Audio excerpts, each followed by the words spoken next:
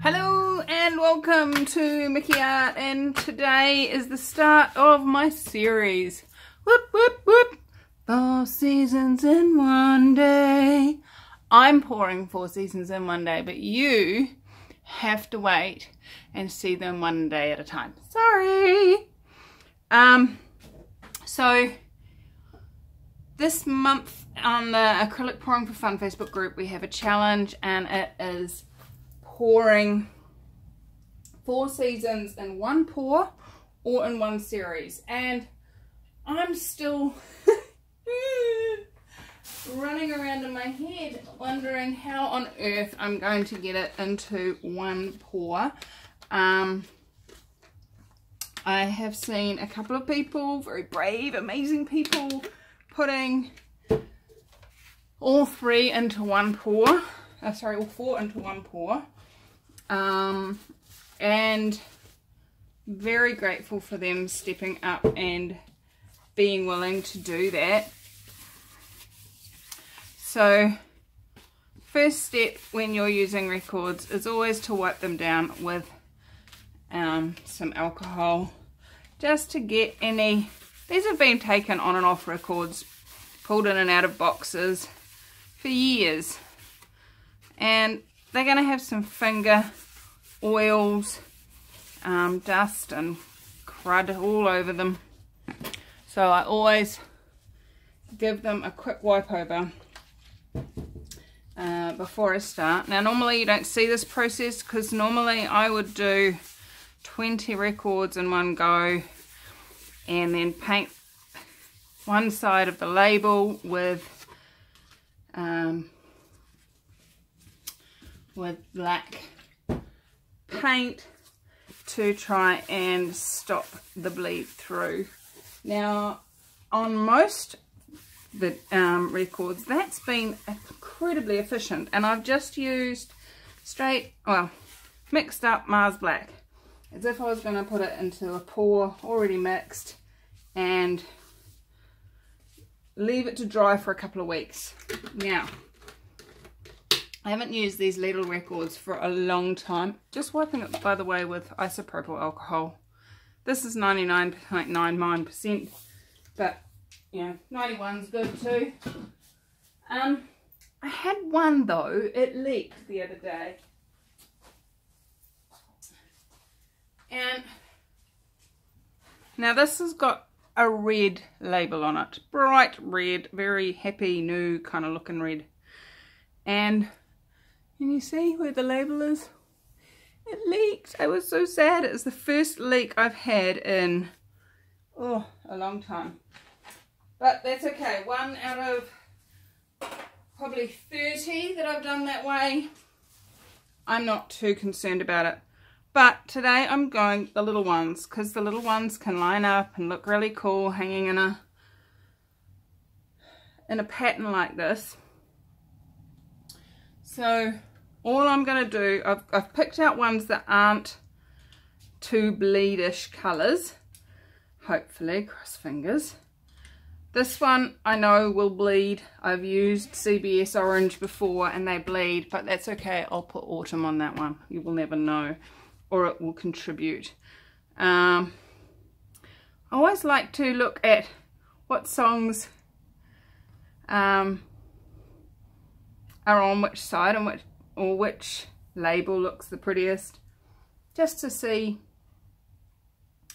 Jezebel or Rest Your Love on Me. I love autumn, so I'm going to leave that one on display, and I'm going to just put a bit of tape, over that hole. This is just normal parcel wrapping tape, birthday present tape. So there we go. I'm going to go through and do all of them like that, and then you'll get to see me paint one. Okay, so I'm starting with winter, because we're just coming to the end of winter here in New Zealand. Spring is starting to spring, but I'm going to start with winter, and this it's really funny, as I went through doing the sticking tape on each of them, I really picked the side of the record that I was going to leave uncovered by the name of the song or the artist or whatever. And this one was kind of the last one. I said before that I was doing the orange one for autumn, for the bleed through. And then I saw this one's called the Ginger-Haired Man, which of course, you know, ginger, orange, kind of, yeah, would have been good. But had to pick it.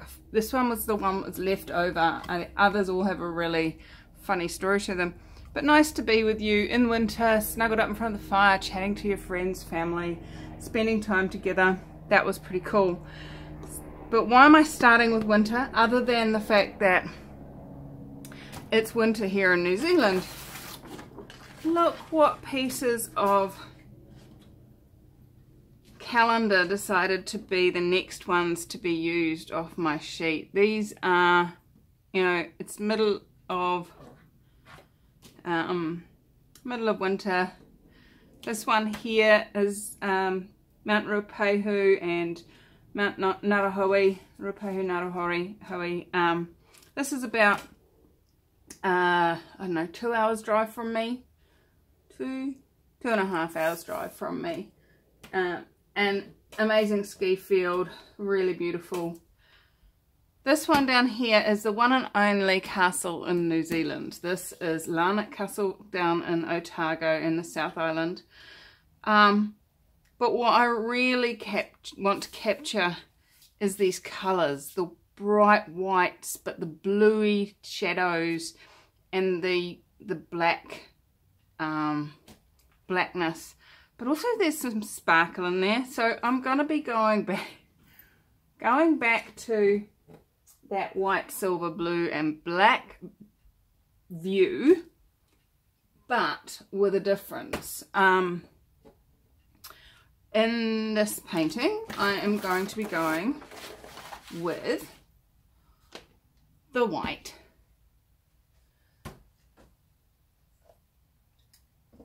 The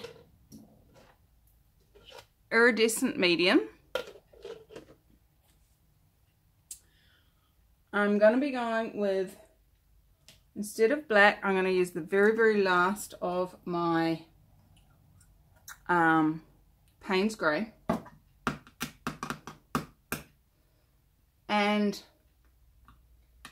for the brighter blue, oh, where'd it go? I'm going to have to find it. I'm going to go with my phthalo blue. Bear with me, I'll be right back. I was wrong. It was Parisian, Prussian, however you want to say it. I always want to call this Parisian blue, maybe because I want to go to Paris one day. So, Prussian blue, Payne's Grey, white, and iridescent medium. And just because I can, just because I've got it, just a little splash of deep turquoise. I like this colour. Have you noticed? Why didn't I buy it before? So, let's get this party started. With a small record like this, we really only need a singleton. But I'm going to bring you down so you can see more closely. Okay, so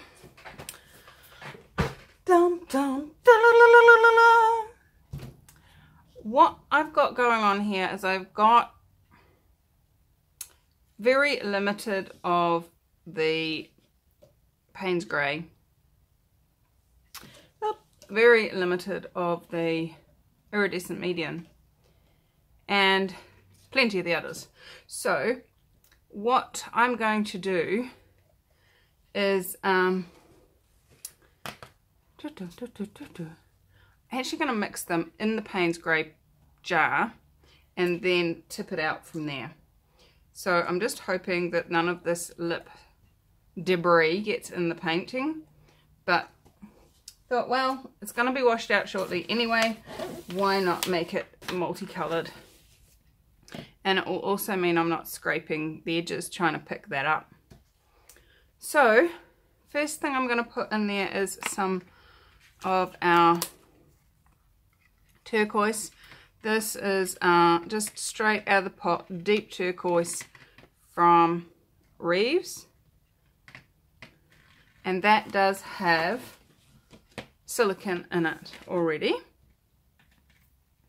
Then I'm going to put in our iridescent medium, and that really is scraping the barrel, trying not to scrape the crusty bits off the side.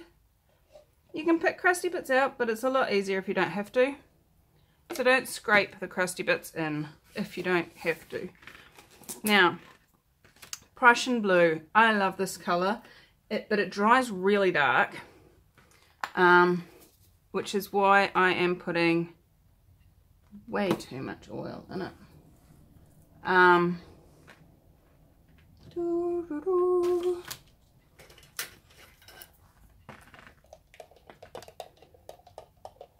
Why I'm putting it in on top of that iridescent medium to try and invite it to lighten up. Come on, buddy, lighten up. And the white. Now, do we have enough paint in there? What do you know? What I'm actually going to do is just put a little bit more of the turquoise and a little bit more of the Prussian and a little bit more of the white. I don't want to underpaint, because if you if you follow my channel, I'm really good at that, and I made the demand of myself that in this series I don't underpaint at all. I don't think that's going to be a problem here. So to me, we don't have snow in winter, except maybe once every, I don't know, 10 years. And if it does snow, it never settles on the ground. But that's okay, because that's what I think of when I think of winter. It's grey and cold and snow. So that's what I'm doing. So let's let this out of the pan. Ooh, this is iridescent through here, guys. This is beautiful. Yummy. Put that to be washed. And as you can see, I have way overdone the colour. Totally overdone the colour. But that's okay. That is totally okay as well. So the first thing we're going to do before we even think about tilting is get our torch on and get any cells that are coming up, any air bubbles, up. And then we can choose what we're pouring off and what we're keeping.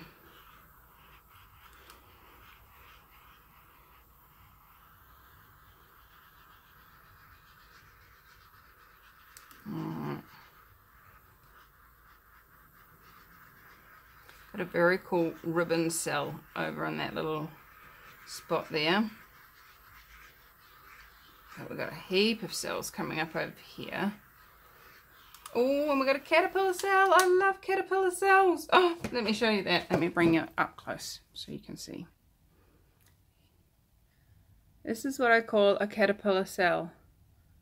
Alright, it's where it looks like a caterpillar because it's all these little cells joined together. That's so cool. I love caterpillar cells. While I'm here, I'm going to show you what we've got at this point. And look, we've got another caterpillar cell there-ish, right next to the big eye cell. I love those ribbon cells. They're cool. I think I'm going to be keeping this patch down here. But let's have a look what else we've got.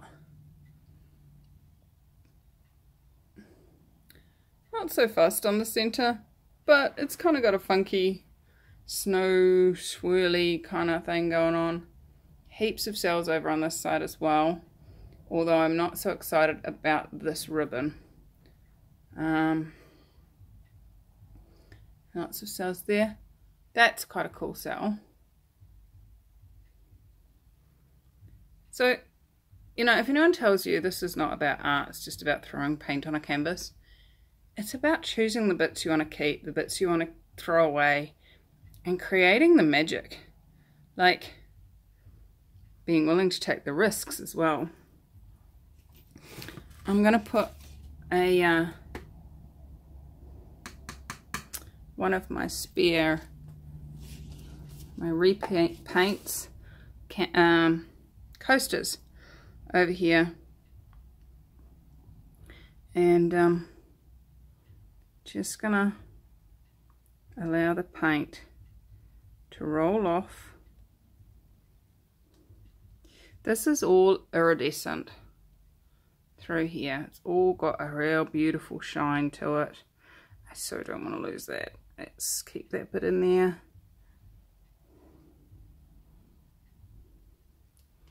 And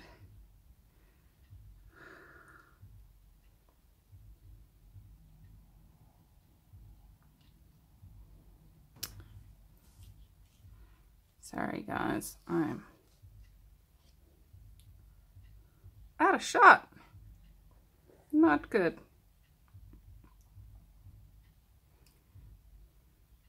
Now the more you stretch your cells, the bigger they're going to get. And when you're stretching cells like this, depends what effect you're looking for, but the if you're after the round cells, you've got to stay present with how you're tilting it, how you're pouring it. So I am madly in love with that. That really, to me, is a winter scene. Let's zoom you in a little bit. How cool is that? I like it. Very wintry to me. Maybe not to you, but to me. So I'm going to scoot you sideways a bit and let's have a look at what ran off. It's very busy. Give it a quick going over.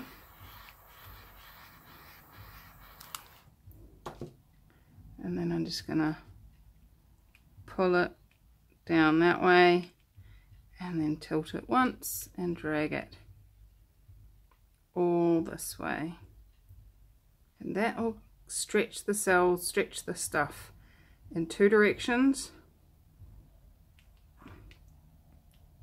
So you'll hopefully not end up with just stripes. Not a big fan of stripes. I think this might get another coat of paint someday. It's not my favorite. This could end up being a very fat coaster. But let's let that dry. And I'm going to wash my hands and be right back. Okay, hands are clean, so I can now do what I need to do. So what I'm going to do next is I'm going to just run the torch over this another time. Now it's had some time to sit, do its thing, get any air bubbles out. And now that it's thinned down a bit, there may actually be some more silicone that can make it to the top. I'm really loving this here. It is got that iridescence, and these cells over here are full on iridescent. They're very cool.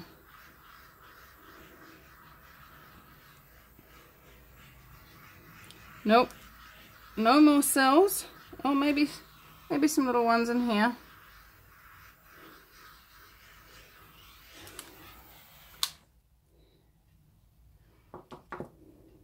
Almost like a wave. That's cool. So I'm going to get you down and show it to you up close. There it is. It's so pretty. So can you see the iridescence in there? All those little tinsy wincy little sparkly bits. It's so pretty! And then the cells have popped up through it and making these like non-sparkly bits in amongst the sparkly bits. It's so cool. I love it. I love it. I love it. I hope the others all have this love it effect on me because they are super cool. Right, so I'm going to leave this to dry and I'm going to go and paint the other 3 as well, so that, but you guys are going to have to wait till the following days. Ha ha. So for this one, I'll be back in 3, 2, 1. Alright, hello and welcome forward to your dry piece. Woohoo! Please excuse my voice. I seem to have inherited my son's croaky, flu-y type symptoms, so I'll keep this short. It's not really a winter scene. I'm not quite sure what I was thinking with this. I think I was thinking there would be a lot more white. I do love the silvery twinkles that are going on. And not sure it's going to get sold as a winter scene, but it's very cool. I do like it. And yeah, so tell me what you think in the comments, and come join us on Acrylic Pouring for Fun Facebook group and have a go at this 4 seasons in one day, or in one pour, or in one series, and show me what you got, what you really got. I adore you all, and I'm looking forward to sharing the next 3 with you, which are very cool. Lots of fun creating these, and how much fun can you have? I adore you all, and I'll see you real soon. Bye bye.